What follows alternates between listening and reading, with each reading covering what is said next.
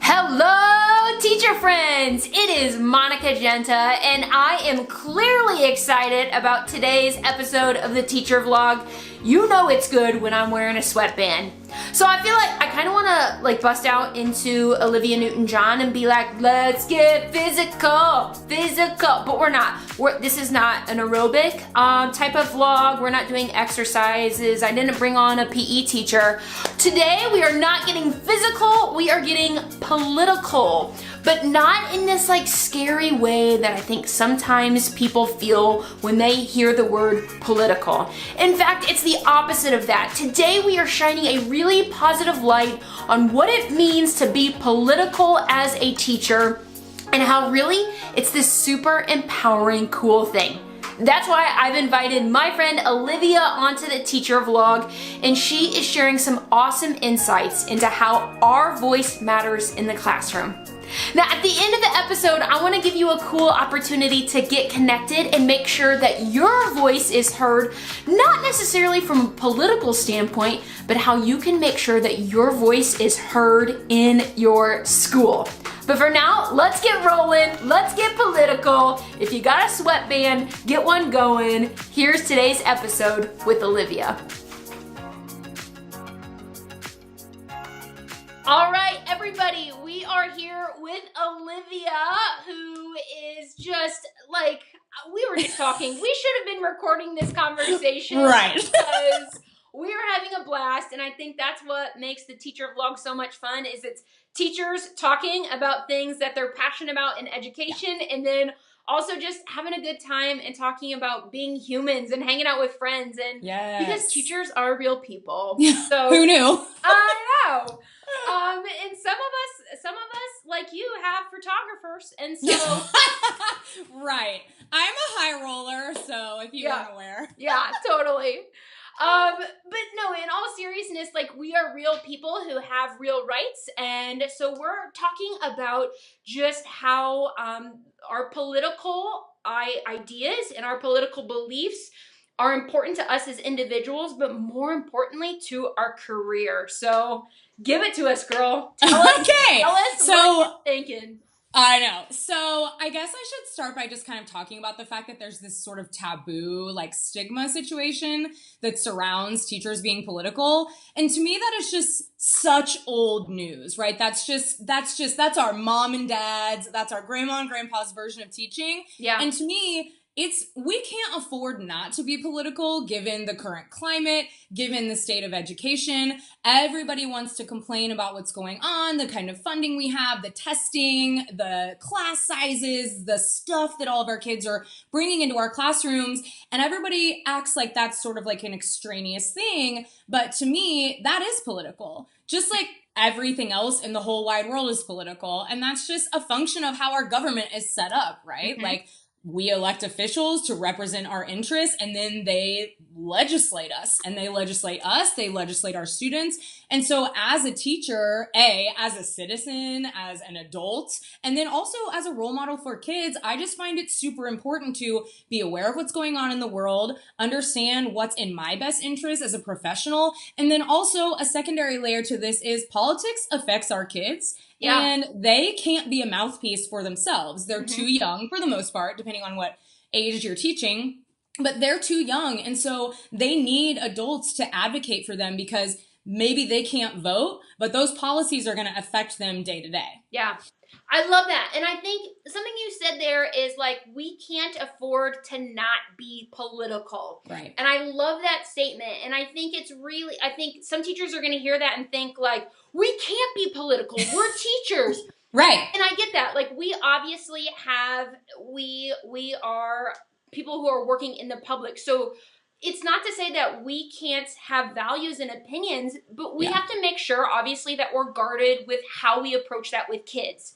For sure. So even though we have that boundary that we have and we respect that, it doesn't mean that you can't be political and also support your fellow teachers in the important decisions that we're making. So yeah, absolutely. I love there's a huge difference between, nobody should be, even in my opinion, running into their classroom screaming, I'm a Democrat, vote for Right. Democrats, this is the only way, this is the right way. Yeah. Much like we teach about religion in public schools, it's Yep. possible to teach about politics and about the ramifications Exactly. of politics and legislation. And then also, like you said at the beginning, we are people, and so I can be political in my personal life and have my very strong, very loud opinions about things, and that doesn't have to be who I am in the classroom. Yeah. Is it going to inform how I treat my profession and how I treat my students? Sure, because I believe that all my students should have rights no matter who they are, and that's something that I'm going to fight for in the political sphere by staying informed and being involved and voting and encouraging other people to do so as well. But that doesn't mean that I'm walking into my public school and putting up campaign signs, which I think is just sort of this line that people have drawn in the sand, and that's never been the case, right? That's never been it. That's not what anybody is advocating for. Right. We're just saying that as an educator, everything you do is political. Who controls the funding that your school gets? The government. Right. Who controls how much testing we do, what our curriculum is, what standards we teach? All of that stuff is politics. Yeah. Educators are not typically, I mean, now we had like kind of this blue wave these last midterms and had a couple teachers elected to Congress, but educators aren't in the political sphere, but they're affected by it. Yeah. So just like people go to rallies, go to marches for the causes that they believe in, gun control, women's rights, gay rights, whatever, we have a right to do that as well. And we've seen educators really mobilize over the last year in Arizona, in Oklahoma, with all of those walkouts. And that's just so awesome to see. That's so inspiring because that's what we should be doing. Nobody's going to advocate for us if we don't do so for ourselves. Yeah. You know? No, I think that's so true. I think that, to kind of summarize what you're saying, we can be professional and we can be political at the same time. Yes, absolutely. That is a balance that we can absolutely have because, and I know some people get more into this than others, and I respect that. But I think the thing that we have to remember is, like, every single decision that we make for our kids, somebody else is making those decisions for us. Yeah, and absolutely. And that's why it's so important to stay informed. And I know some people might be watching and thinking like, well, the elections are like that already happened. Like this isn't relevant now. But I think that's kind of the point, is that it's relevant always. All the time. Whether it's a Tuesday in November or it's in the middle of January, like this is relevant to stay on top of what's happening in our country, in our world, for our kids.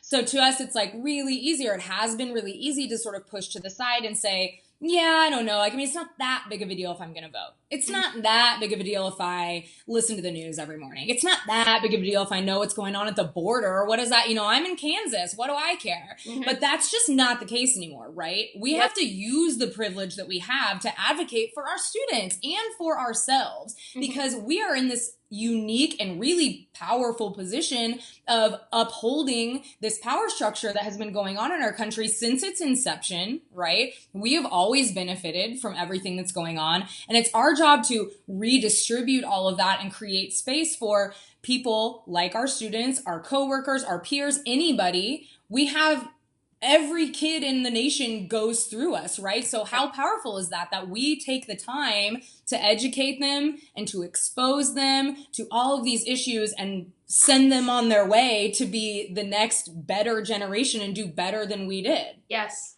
Oh, I love it. I'm putting my sweatband on for that statement. Yes. Oh my God, America! Yeah, America! No, I think that's so perfect. funny. I love that statement. Oh, quote it. All right. So we have to know that we are preparing our kids to send them on to a next and better generation. Like that is our goal, not just from an educational standpoint, but from like a human standpoint. Yeah. I think any teacher who gets into the field of education is obviously passionate about teaching kids, but I think even more so passionate about nurturing kids. And education is only bound to improve the more and more teachers like really dive into this and realize that like, hey, your vote is your voice and you have to stay educated for yourself, most importantly, but also for our kids. For sure. Yes. There's the professional photographer right now. So they I know. Did we nail it? Olivia is just one big dose of awesome. Not only is she really making sure that we are staying relevant as educators when it comes to the political realm, she's also an incredible advocate for our kids, and I think that's so important.